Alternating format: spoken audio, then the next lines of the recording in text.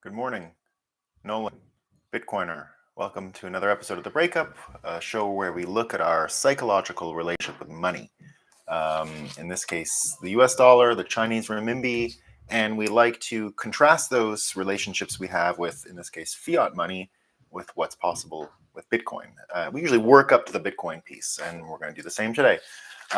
So we normally take stories in the news, and we're not really interested in debunking a story or talking about some of the more divisive elements of the story. What we're really trying to do is collect those stories and then put a Bitcoin lens on it to try to understand it better. Um, and that's really what we're trying to do here. And this one will be about predictions as well, right? We always like to do predictions because here's the thing about Bitcoiners and why I myself and other Bitcoiners like to share some of our perspectives and predictions because pre-pandemic, as someone who's been in Bitcoin for quite a while now, we predicted a lot of the things that were going to happen from the Federal Reserve, a lot of the policies, a lot of the scene that we see in Wall Street and with the Federal Reserve. And it was our opinion that this was going to happen regardless of a pandemic or anything, that any issue that came that was a policy challenge would require the Federal Reserve to do what it did.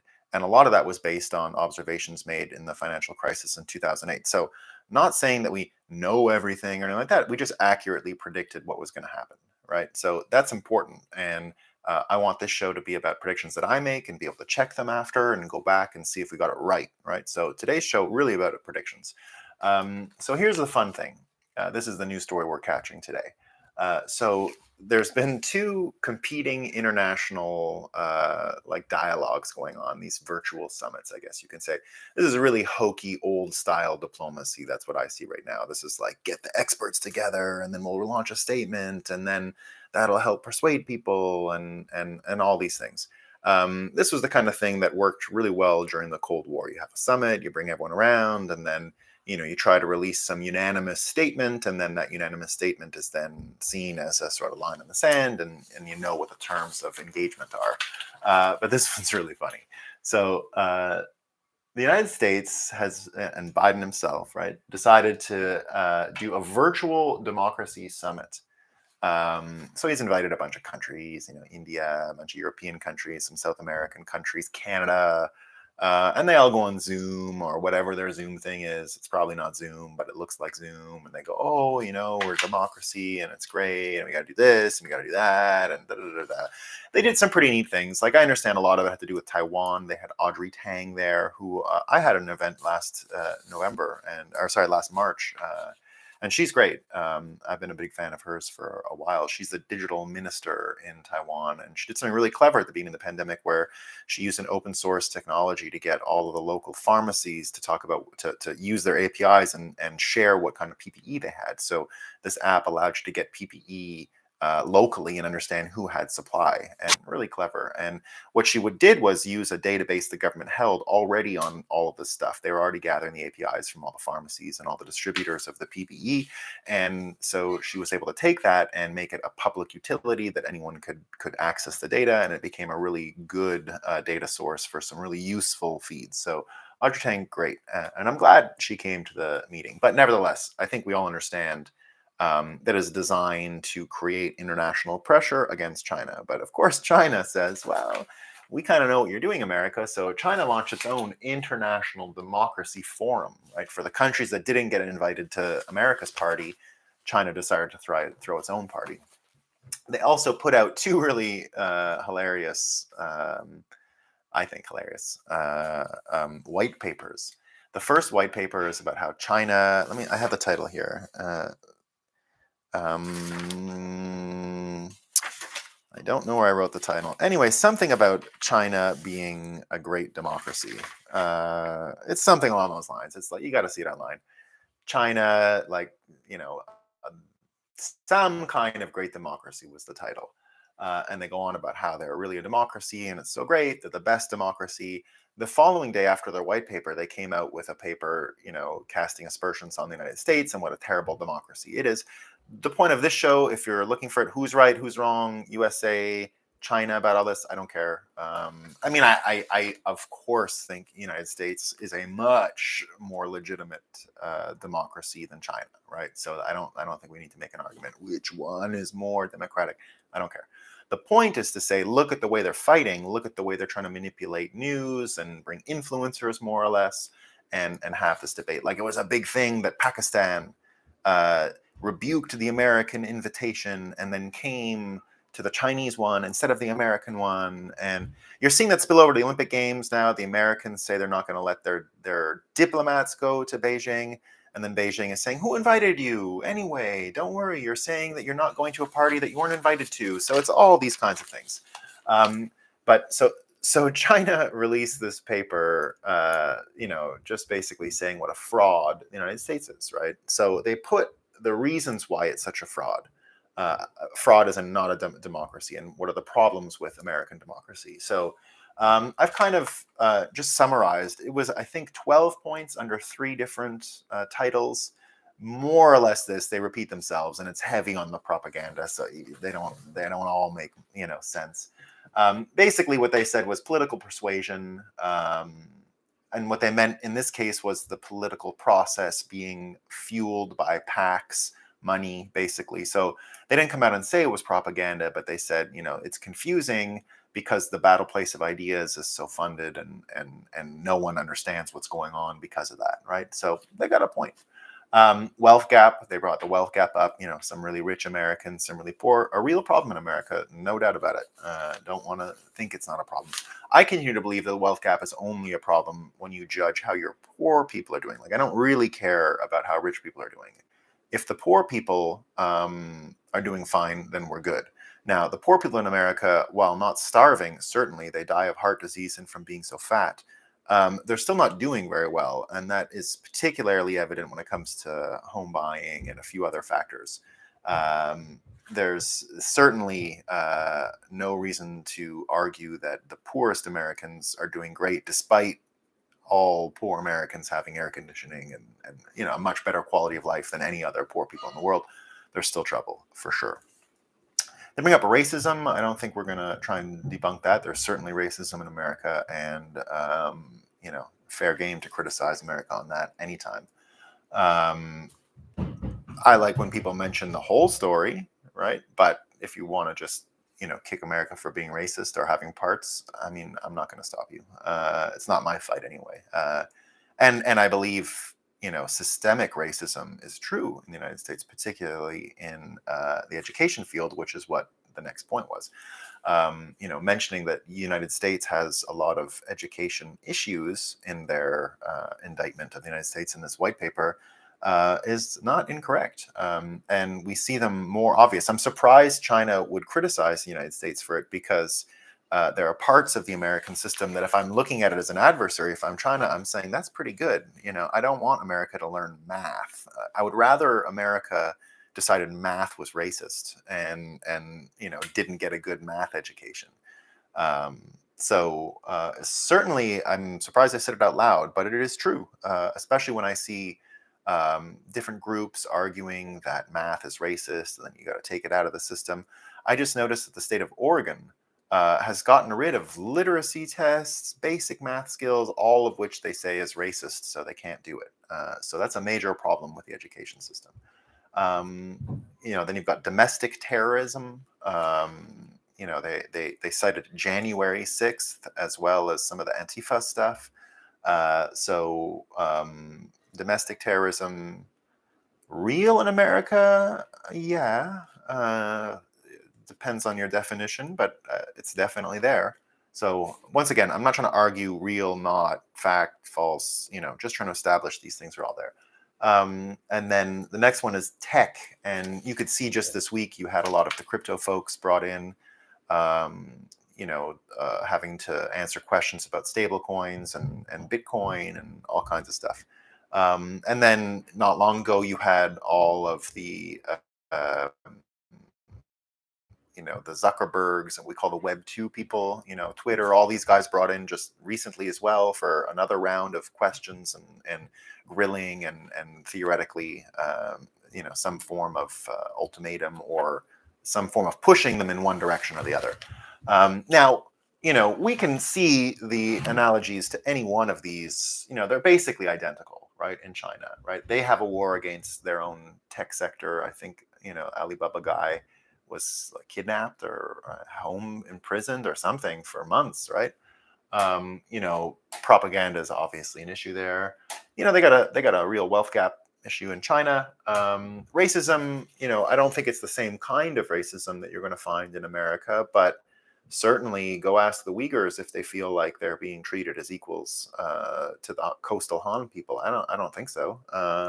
So I don't know if it's as I don't know everything that's going on with the Uyghurs. You hear a lot of stories. It looks like a genocide, and I would say certainly the organ harvesting piece is sort of proof that there's live people being kept somewhere. So I don't know if any of you have heard of this. China is often criticized for organ harvesting from live people. Well, how do we know that's possible? It's because they have a live market. They have an active market where you can order your piece that you need, your liver, your heart, or whatever, and it can be delivered at a certain time. The idea that you can schedule transplant surgery for live organs in China necessitates, it must mean that there are live donors, because in America, with enough supply from people dying in car accidents, whatever, there's nevertheless a wait list. You have to say, okay, when your blood type or a suitable body part comes in, you got to get here quick because we got to keep it on ice. We got to bring it. We got to implant it right on time. So there's if we can't figure out how to do that in the United States or Canada without live donors, I don't think they figured it out over in China. And that's basically the logic, that it's happening because of the on-demand aspect of it. So certainly sounds like racism to me. Censorship, clear in China. That's obvious. Education, that is the Chinese government has sort of created their own problem there. Now, they made credentialism and having a university degree a really important part of sort of leveling up in China and getting a white-collar job and all these kinds of things.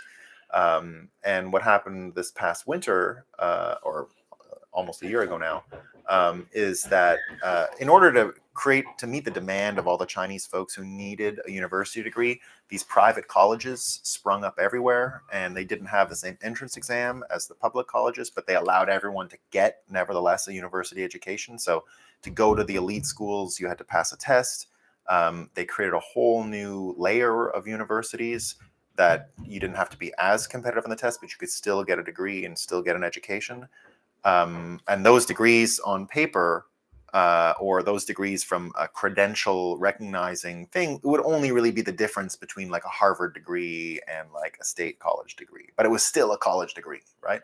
What they've ended up doing now is take those other schools and downgrade the degree. So there's an actual difference in the degree now, right? So this was a huge policy decision and has massive ramifications in China and has caused a lot of trouble. And then, of course, domestic terrorists, right? The Falun Gong, the religious order that has been there for a while, also implicated in the organ harvesting. So domestic terrorists, definitely an issue there. So I'm not trying to compare who's got worse problems. I'm not trying to compare which system is more democratic. I think, to me, obviously, I don't need to explain it too much.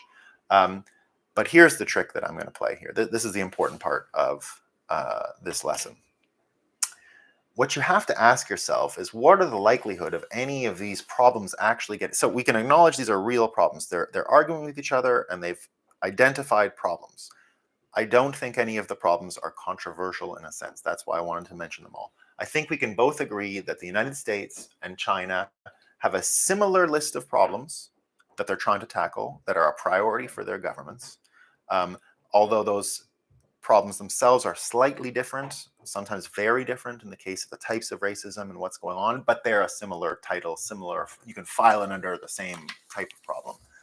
So the problems are very similar, and the things the government is doing about them are quite different. But nevertheless, they're trying to solve them, right? So there is some idea that these things can be solved. And here's where the prediction part is important. This is the point of the lesson, right? let's take a look at what we predict could happen with any one of these issues based on current governance systems in both the United States and China, right? So political persuasion, does that look like it's going anywhere in the United States? Does that look like it's going to stop, like the PACs are just going to start getting along and Democrats and Republicans aren't going to continue to pay to crank up the tension? Does that look like it's going to end anytime soon, given institutions as they are? And what I mean is, I'm not saying it's not going to stop. I believe it's going to stop, but it's probably not going to stop because of a top-down government thing, right? The government's not going to solve. They live off of it, right? They can't solve the political divisions. It's not in their mandate. Wealth gap, can't solve that when you're printing money the way they are to meet their obligations, right? That's not possible. Racism, is the government going to solve racism?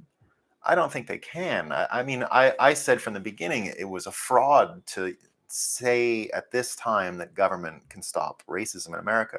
Government did its best in the 1960s to get the government out of the way. In the end, racism is a problem of the human heart, and I doubt any government in the world can solve that problem. I mean, it's a nasty, nasty, nasty affliction, and it is not based in any policy. I don't think you can get rid of some systemic racism in the education field. You know, that's still there. I'm not saying there isn't systemic racism. The teachers' unions and the school system in the United States absolutely systemically racist and has to be changed, right? But is the government going to be the one to do that, right? Are they going to get to systemic racism of the school system? I don't think so. You see a lot of trouble right now with critical race theory and different states getting out of the public school, accreditation union or whatever it's called. So doesn't look like the government is going to be able to solve that. If anything, they're going to make it worse. And let's not forget that the political persuasion piece is heavily, heavily, heavily represented in the education racism, because the teachers' unions are some of the biggest donors in politics. So they certainly don't want to change the system as it is. Censorship, is the United States government going to solve censorship? They're starting to perpetuate it, right? So I doubt they're going to be capable of solving it. Ooh, I'm going to have to go on a call here.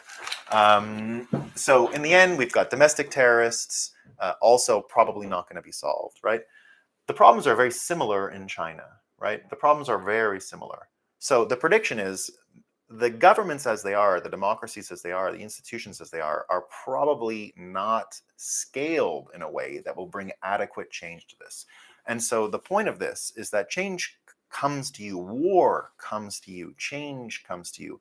When we think of a term called mega politics, right? It's beyond politics. It isn't the political choices to solve these issues that are going to be that are going to happen because one of these entities decides there is a policy solution, enacts it, and then gets there.